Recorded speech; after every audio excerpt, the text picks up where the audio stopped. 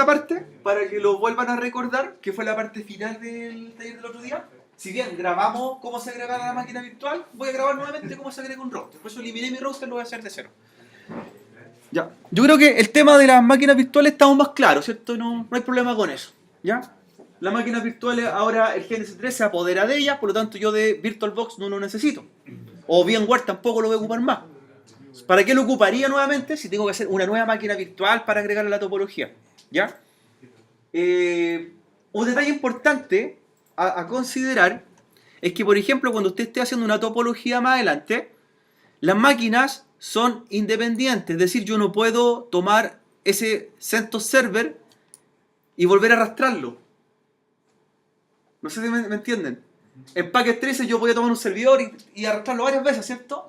Ahora no, ese CentOS Server es uno solo. El Windows Server es uno solo. Si yo quiero más máquinas virtuales, voy a tener que hacer más máquinas virtuales, ¿por cierto? Cada máquina se puede ocupar ¿cuántas veces? Una sola vez, por topología. Ojo con otra cosa. Supongamos que este CentOS Server yo lo configuro ahora para montar un carro de compra, le doy la dirección IP en este proyecto, y después quiero hacer otro proyecto. ¿Qué va a pasar con la máquina virtual? ¿Va a estar de cero en otro proyecto o va a estar configurada? Va a estar configurada, así que ojo con eso. Si yo quiero hacer ahora un proyecto, esas máquinas virtuales van a quedar con esa configuración, con esa dirección IP conectada a esos switches que yo haga acá. Si quiero hacer otro taller, debería tener otra máquina aparte, ¿cierto? Para que lo consideren. Ya, ese es un detalle importante a entender. Con respecto a la consulta que me decía usted por el router, primero debo tener el ISO correspondiente, que en este caso es el C2691, que es un sistema operativo para router genérico Cisco, que nos va a servir para hacer el taller. ¿Ya? ¿Y de dónde lo agregamos? En la configuración o preferencia de GNS3 está la pestaña que se llama iOS Router o iOS Router. ¿Ya? iOS Router. Entonces, en iOS Router, ¿cierto? De Internet Working Operative System, usted va a cargar, ¿cierto? A buscar la imagen ISO del router, que era un punto .bin, ¿se acuerdan? Era un punto .bin. Sí. Buscan el punto .bin, era el C2691.bin, ese archivo. Ya. La idea es que lo dejen en una carpeta que lo encuentren, ¿cierto? En una carpeta, yo le dije, en el disco C, recomendado en la raíz del disco C, para no tener problemas después en el escritorio.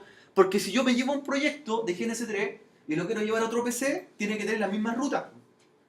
¿Qué pasa, por ejemplo, si, no sé, pues en el equipo del liceo el router está en el disco D y yo me llevo el proyecto y en mi equipo está en el disco C? No encontrar la imagen ISO, ¿cierto? Entonces hay que tratar de conservar la misma ruta. Por eso la recomendación, hacer una carpeta donde tenga todo junto. Ya, busca, en este caso me dice buscar el ISO en forma local del computador, está en el mismo equipo. ¿Ya? Lo voy a ir a buscar, nueva imagen.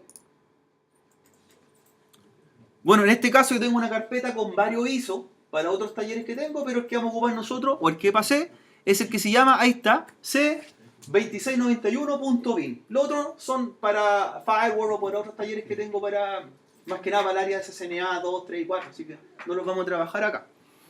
Cargamos el router, ¿cierto?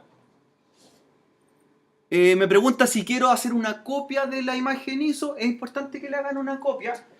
¿Qué hace esa copia? Supongamos que el ISO que estoy sacando acá está en un pendrive.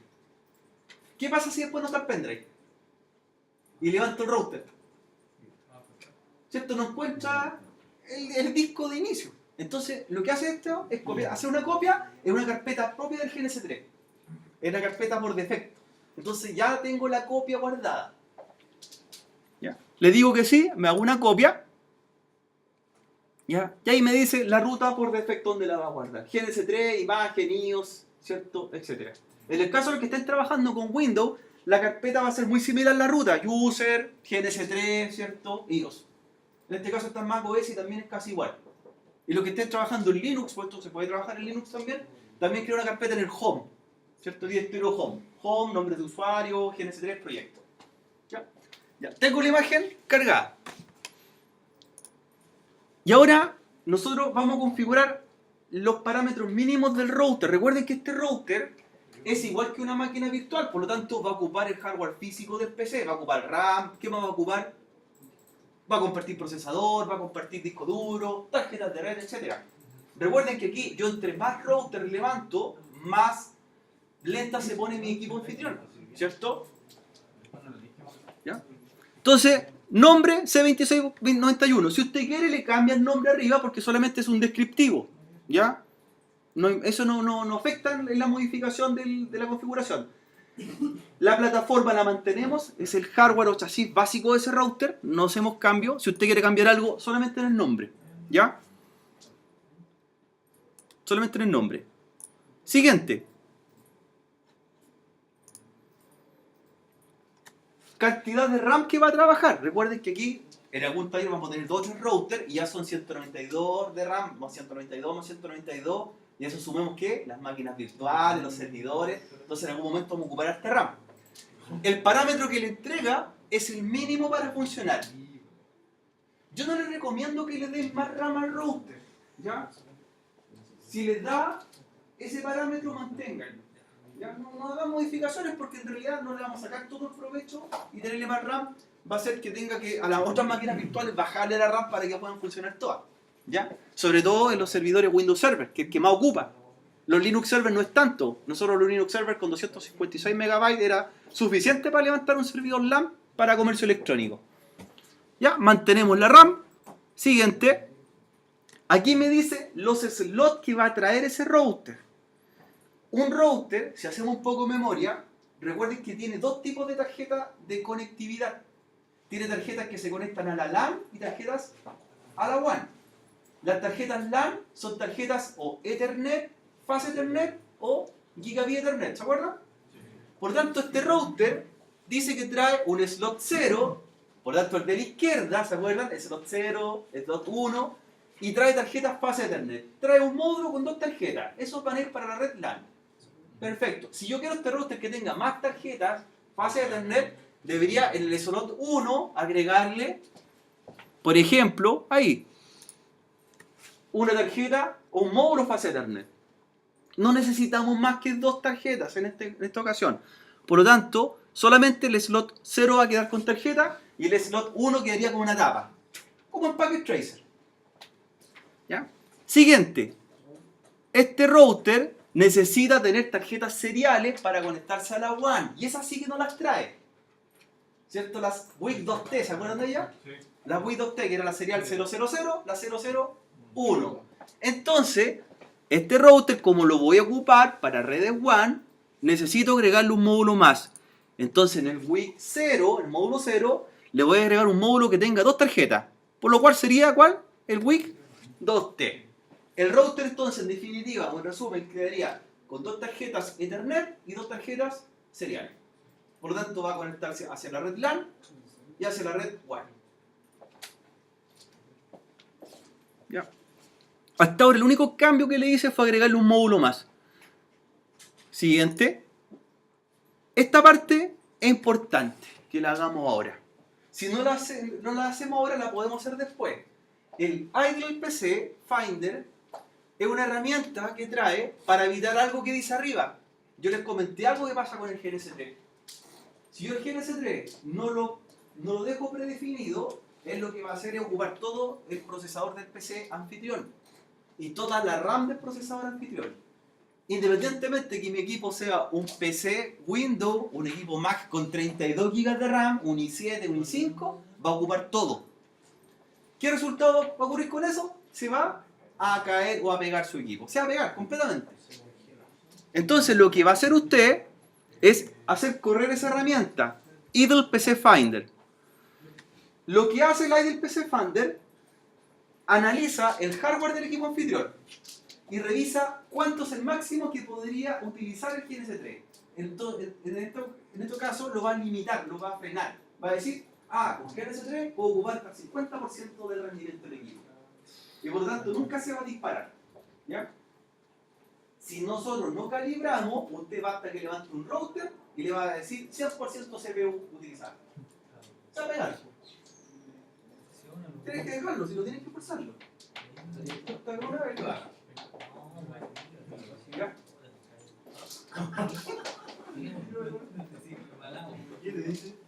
Entonces, ¿qué es lo que va a encontrar? Esto no lo apuren. Puede que pase unos segundos, un minuto, y va a encontrar un valor.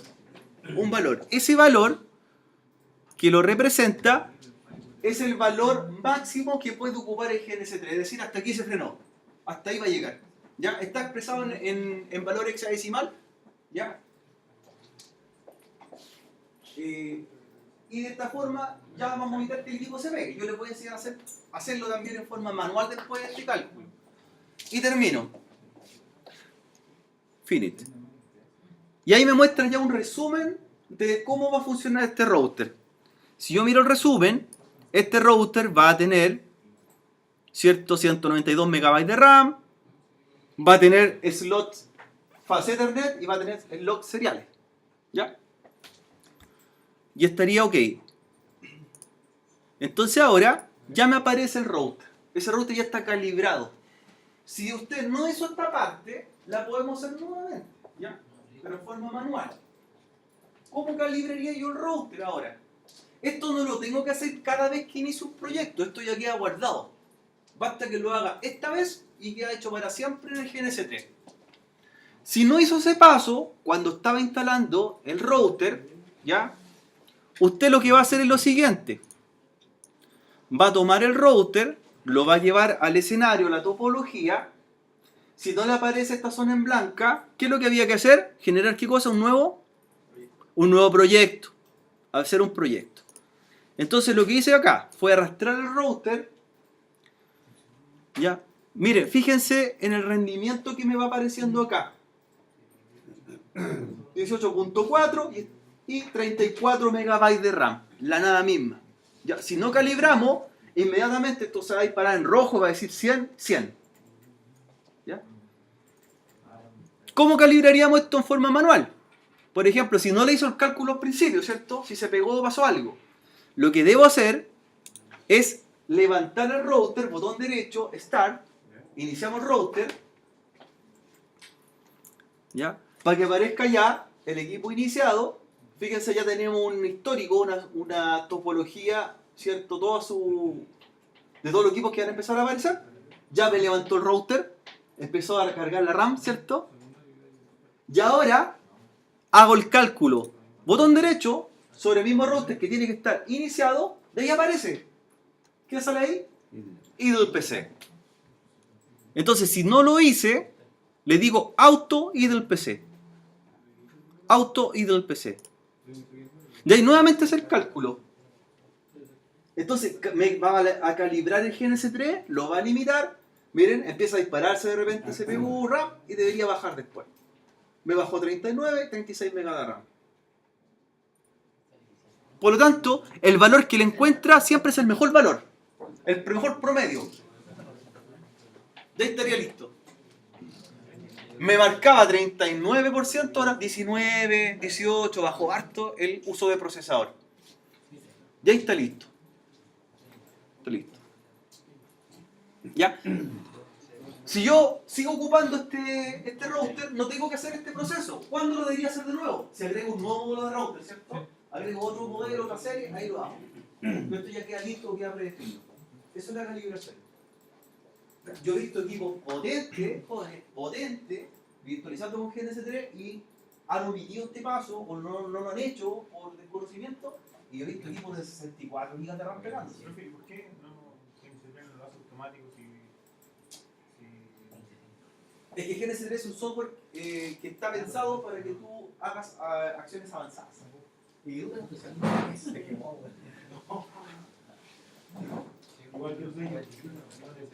ahí estaría listo.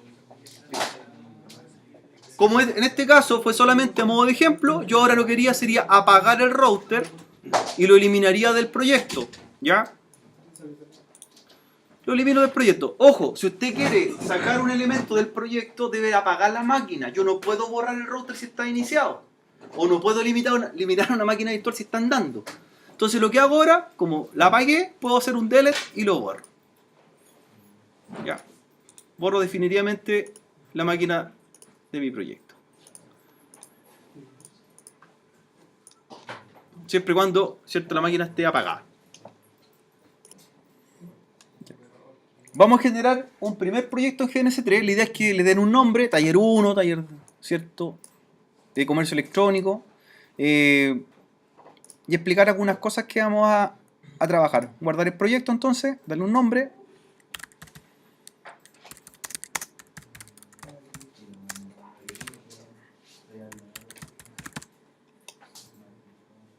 Guarda su proyecto. Recuerden que estos proyectos los puede exportar, se los puede llevar. Ojo, cuando se lleve un proyecto de GNS3 a otro equipo, va a llevar las máquinas virtuales también. O sea, hay que tener harto espacio para llevarlo.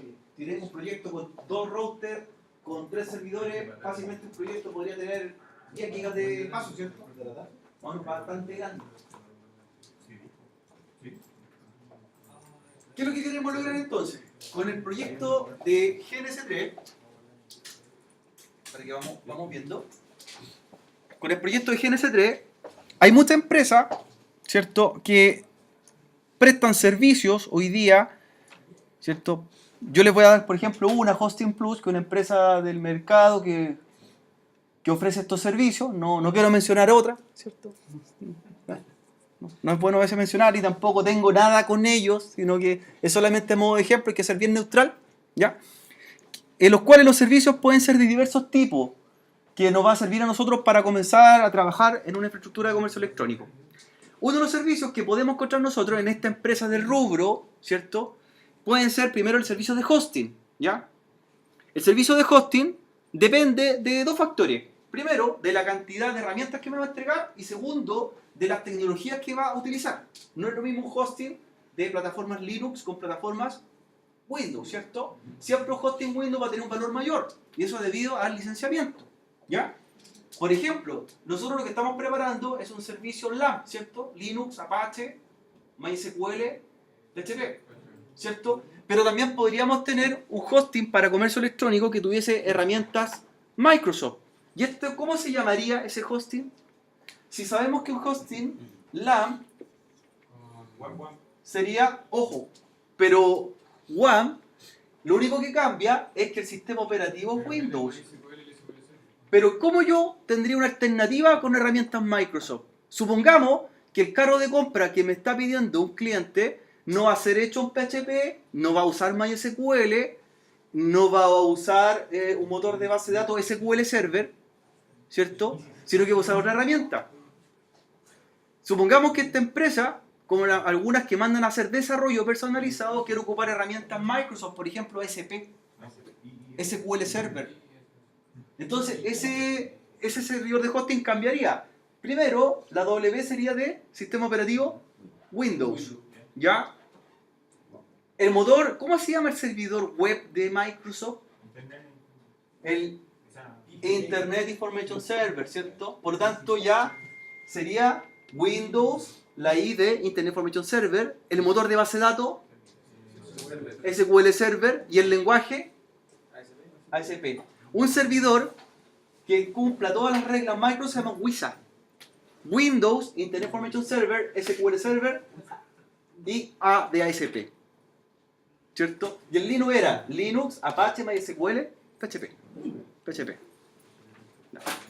Entonces ahí hay diferenciaciones, ojo con eso, ¿ya?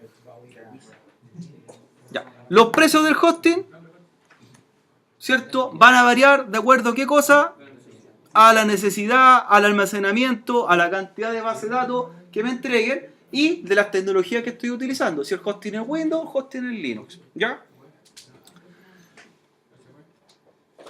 Pero también yo podría tener otra alternativa.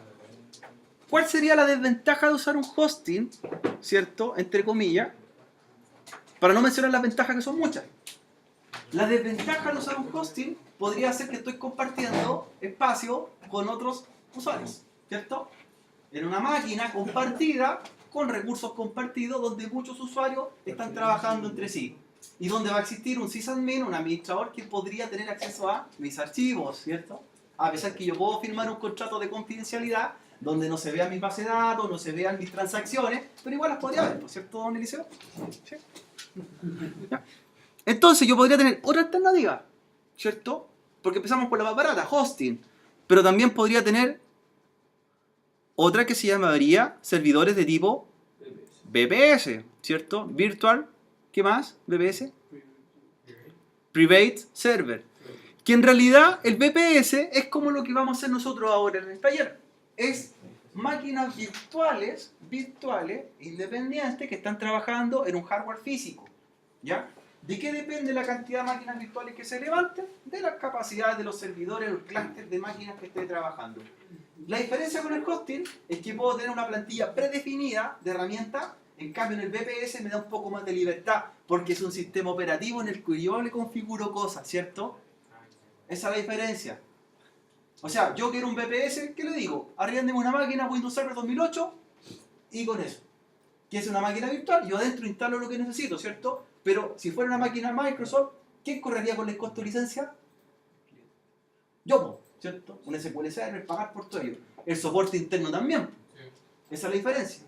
Si es una máquina Linux, yo arriendo una máquina Linux, no tengo costo de licencia, pero ¿quién mantiene dentro la máquina? El usuario. Es una máquina virtual arrendada. ¿Ya? Lo que vamos a trabajar nosotros. Y por eso vamos a trabajarlo también en GNS3. Si ya tengo más recursos, ¿cierto? Para implementar una tienda online, hay más recursos económicos.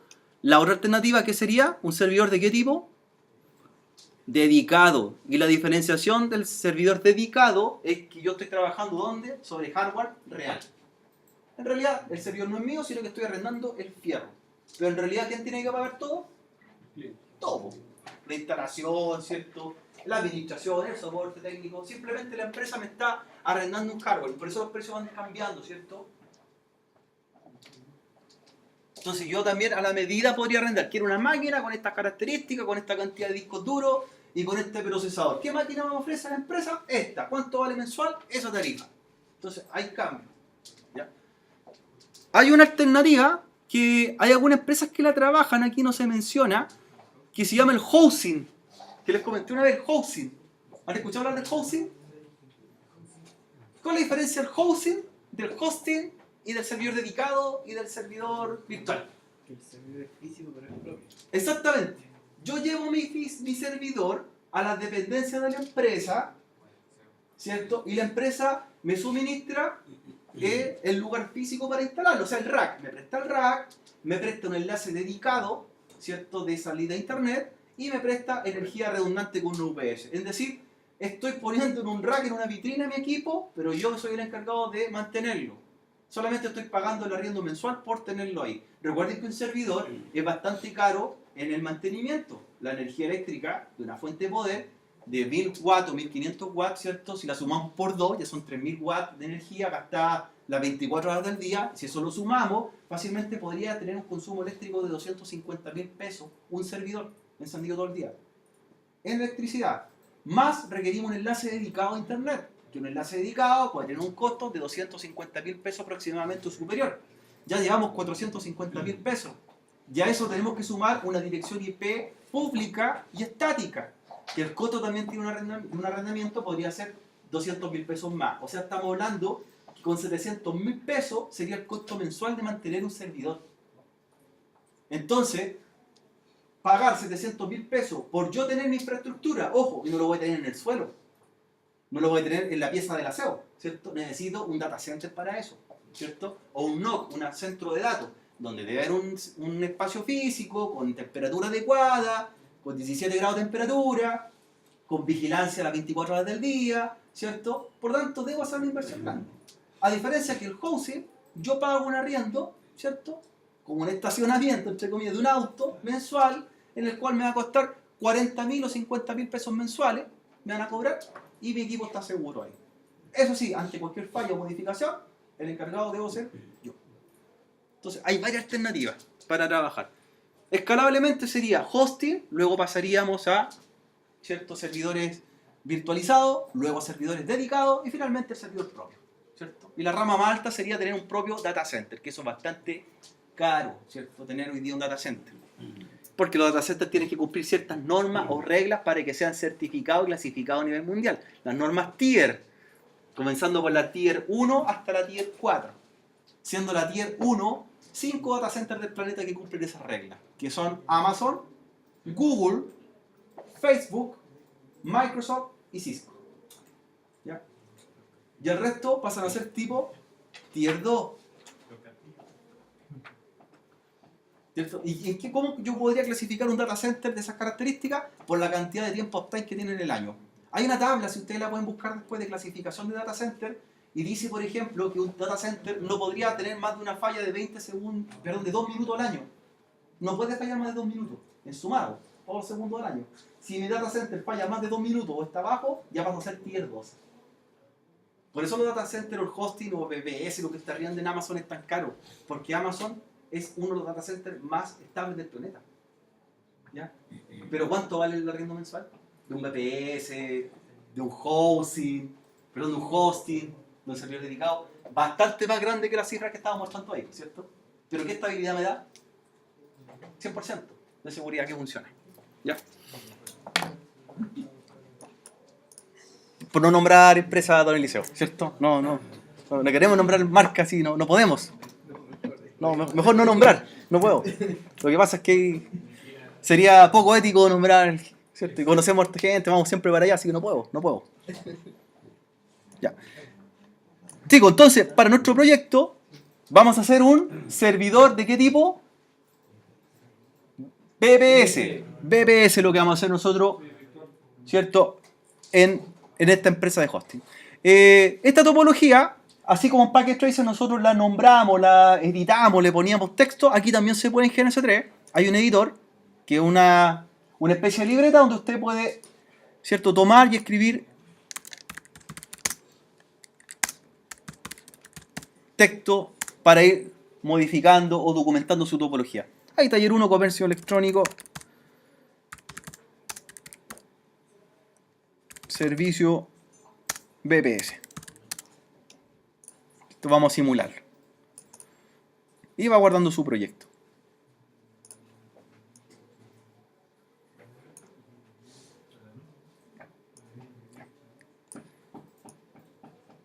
Lo siguiente que vamos a trabajar es agregar las máquinas ahora a nuestro proyecto. Ya, las máquinas que teníamos previamente realizadas. Estas máquinas virtuales que vamos a agregar son, en primera instancia, las máquinas Linux Ubuntu Server, que van a ser las máquinas LAN. ¿Ya? En nuestro proyecto de VPS.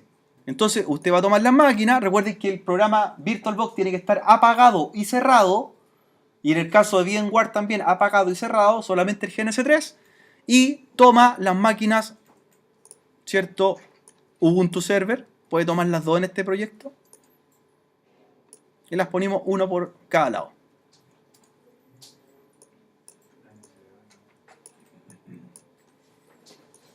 Una por cada lado.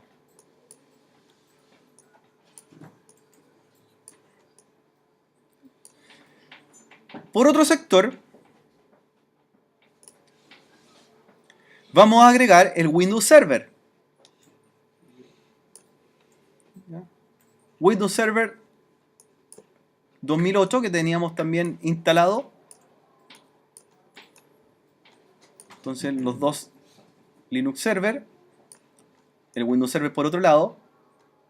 Y por una tercera parte vamos a tomar al cliente. Entonces estas son las 4 máquinas que vamos a ocupar en este primer taller. El cliente, el Windows Server y los dos Ubuntu Server. El CentOS todavía no lo vamos a ocupar, así que lo podríamos guardar para otro taller. Y vayan guardando su proyecto. Entonces ahí en el GNS3 también nosotros nos vamos dando cuenta que van a aparecer las máquinas ya cargadas a la topología y como están con símbolo rojo están apagadas. Recomendación cuando trabajemos con GNS3. Arriba hay un botón que dice play.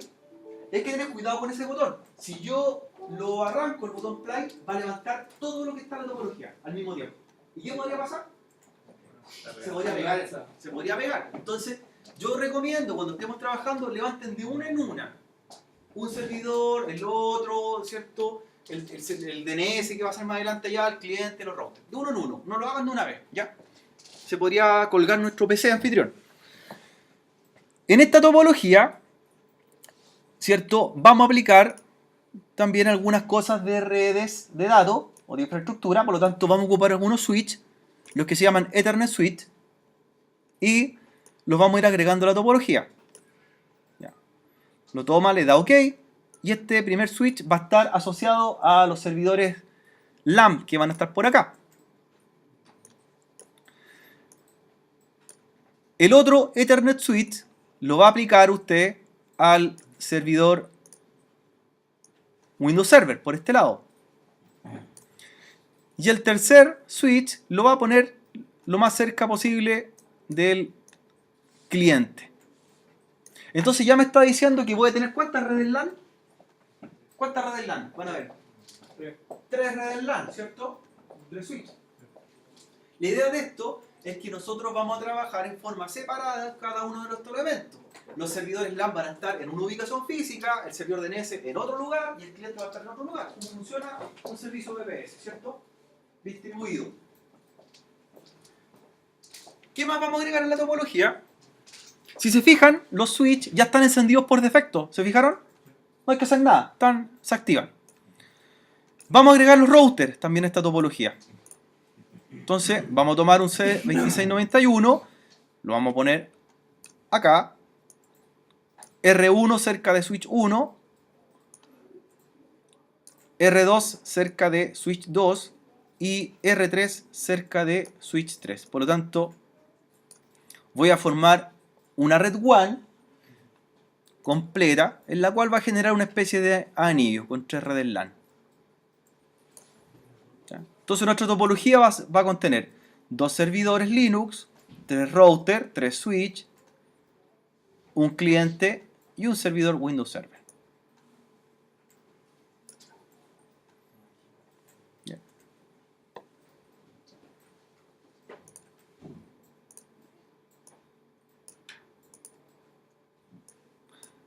Como en Packet Tracer nosotros también podíamos agregar herramientas de edición, acá también se puede hacer. Y usted podría tomar alguna figura, elipse, algo para, ¿cierto?, definir las topologías. Las puede tomar por acá, hay una cuadrada, un rectángulo, etc. Yo los tomo también y podría definir que esta es una sola red LAN. ¿Cierto? Como usted, más que nada, una especie de diseño que podría utilizar. Esto me va a entender que esta va a ser una red LAN, hasta ahí. Segunda red LAN por acá, en otra ubicación. Y tercera red LAN por acá.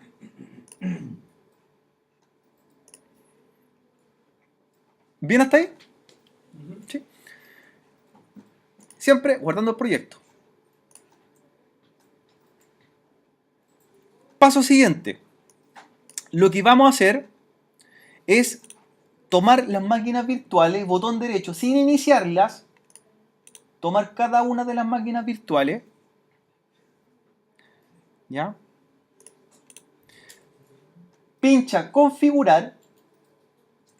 Configuración. Y se va a ir a una pestaña que dice Network.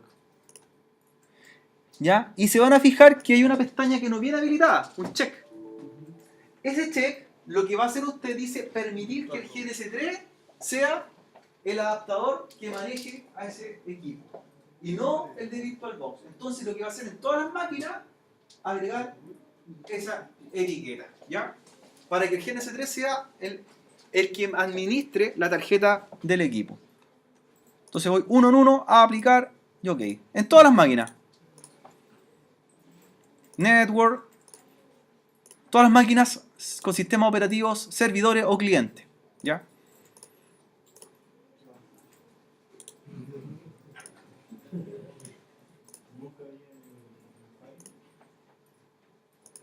De hecho, otro detalle que se pueden dar cuenta, cuando usted abre las máquinas, por ejemplo, ya no necesitan ir a VirtualBox para cambiar la cantidad de RAM de la máquina. Aquí le puedo darle más RAM, ¿cierto? Más o menos RAM.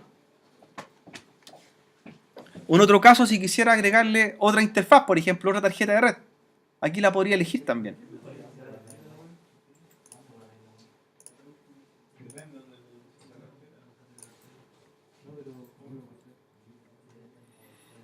Ya. Entonces ya tenemos la configuración.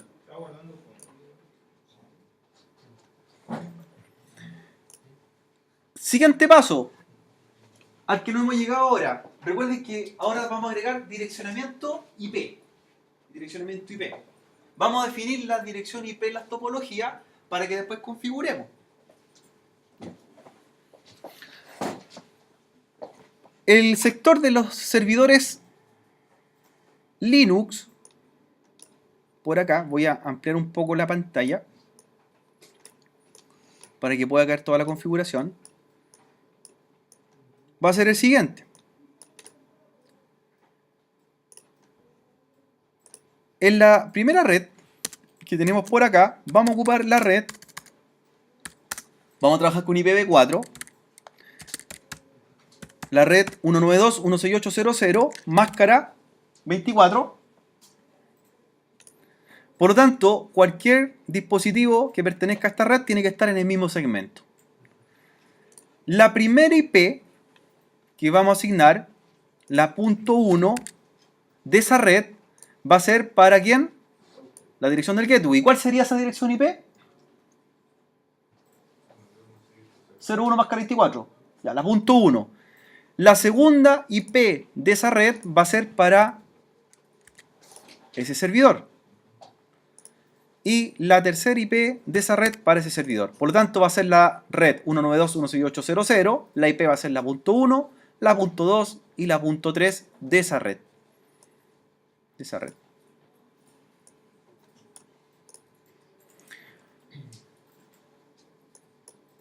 En la red que va a ir al servidor Windows Server, vamos a trabajar con la red 192.168.50.0 máscara 24.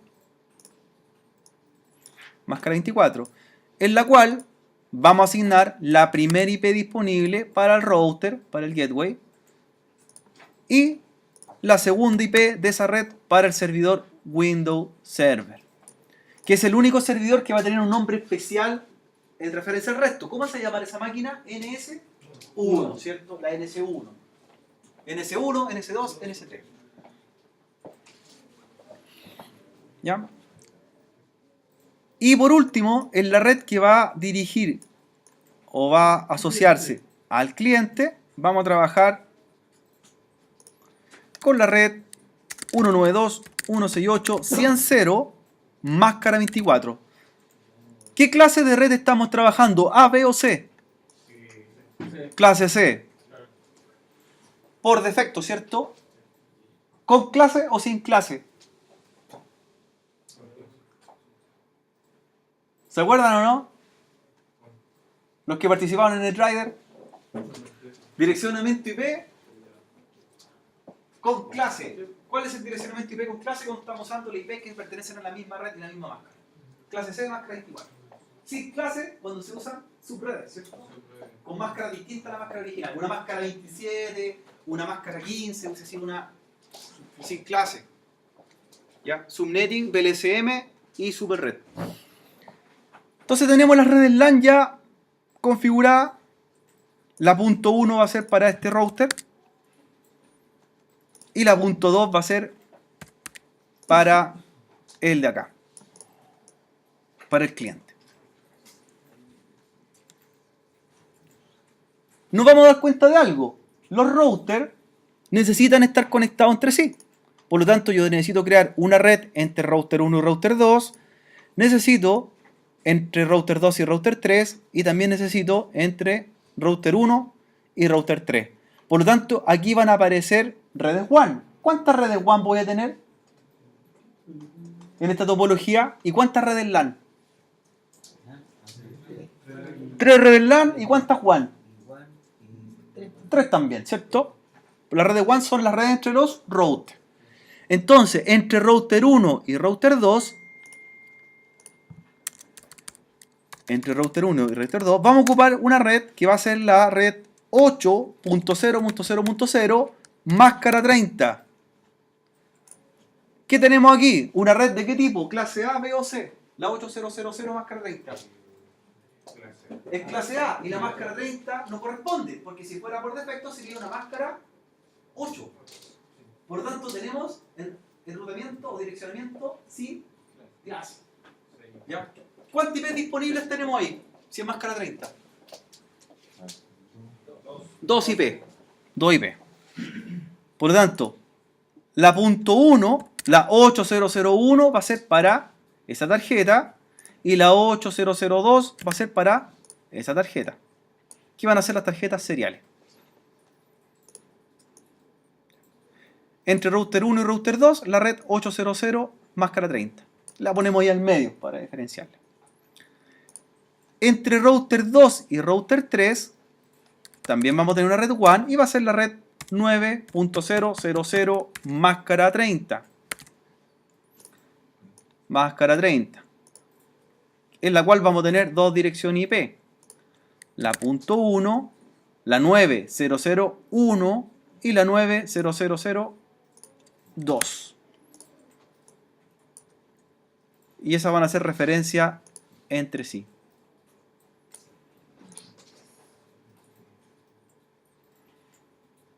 Y entre router 1 y router 3 vamos a tener una tercera red WAN, que va a ser la red 10.000 máscara 30. También una red sin clase, porque es una clase A por defecto con una máscara que no corresponde. Y la primera IP, ¿cierto?, disponible va a ser para la 10.001 y la 10.002 para acá. 1, 2. Nos falta algo definir. Si esto se va a trabajar con algún tipo de enrutamiento, ya sea enrutamiento tipo RIP, ruta estática, dinámica, lo que queramos, tiene que elegirse o decidirse qué router va a ser el que va a controlar al otro. ¿Se acuerdan de ello? Un DCE y un DTE. Y el DCE va a ser el que va a llevar el valor clock rate 9600 o 128.000, según sea el caso. Entonces debo elegir cuál de los dos que están directamente conectados va a ser DCE. ¿Ya? El orden puede ser cualquiera, pero siempre y cuando exista uno a la vez. ¿Ya? En este caso, el router 1 lo voy a elegir como DCE para el enlace hacia router 2.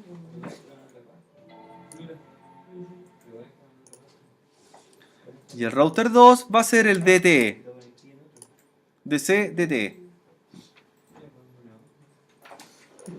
Entre router 2 a router 3, el por ese lado va a ser DCE.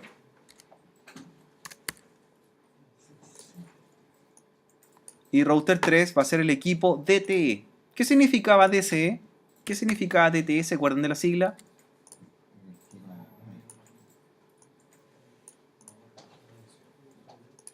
DCE, DTE. Y para acá, DCE, DTE. Y luego, entre router 3 y router 1, también tiene que ocurrir algo similar. DCE y el otro DTE. Ustedes organícense de la mejor forma la topología. Entonces me va a quedar DCE a DTE, DCE a DTE y DCE a DTE. Lo hice en el sentido de la aguja de reloj. DCE, Data Terminal Equipment, equipo terminal de datos. Y DCE, Data Communication Equipment. El que es DCE es el que comunica y el que es DTE el que recibe. ¿Cierto? Por lo tanto, el único que envía o lleva el valor clock rate, ¿cuál va a ser? El equipo DSE. ¿Y va a llevar qué valor? Clock rate 9600, por ejemplo. ¿Ya? Y aparte de ello, vamos anotando ahí, el enrutamiento lo vamos a hacer con un protocolo bien sencillo en esta ocasión. RIP B2. Enrutamiento RIP B2. Eso es lo que necesitamos saber en la topología. RIP versión 2.